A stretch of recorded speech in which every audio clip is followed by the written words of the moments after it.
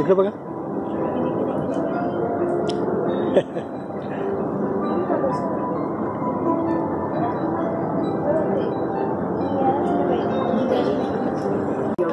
Was once lined with lovely European-style houses that brought to mind the fashionable elegance of London's Mayfair. No wonder the Esplanade was a popular place for European settlers to see and to be seen. Back in the old colonial days, they would emerge from their houses.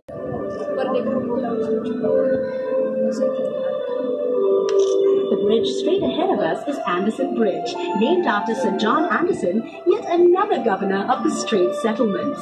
This elegant Anderson Bridge. daily. Anderson Bridge, Papa. ये अपने ऊपर ही है.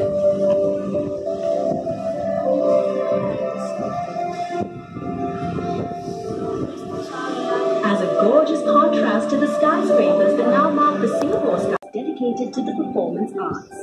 Right next to them is the Empress Place building, which was constructed in 1907 entirely by history and culture that will introduce you to the world of age and traditions. The museum features over 1,600 treasured artifacts that afford geographical zones and includes a Singapore River gallery dedicated to the history and people of our beloved river. Be sure to check it out for an even more intimate picture of the things you've seen and learned on this river cruise.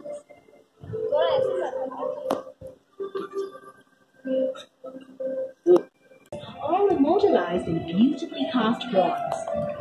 There are many other surprising sculptures that dot the Singapore River promenade, and if you decide to take an exploratory walk, we promise you won't be disappointed.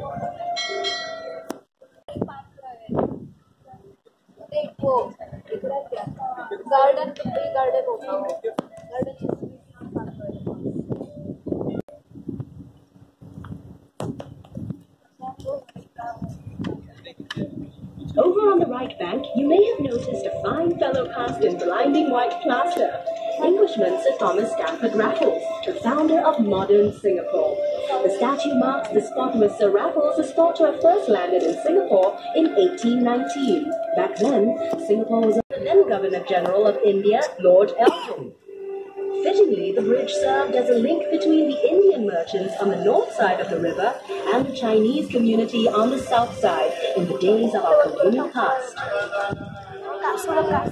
Huh? We're now approaching Coleman Bridge, named after its Irish architect, George Drumgold Coleman, for his invaluable contributions to Singapore's development.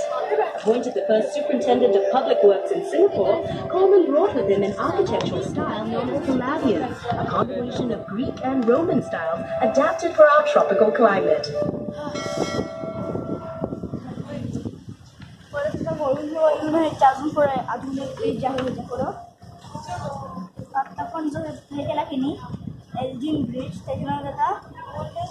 Coleman Bridge, Reed Bridge. सही आ रही है?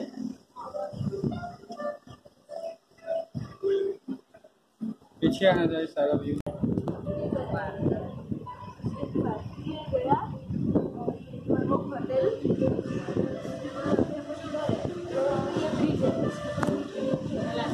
Multicolored.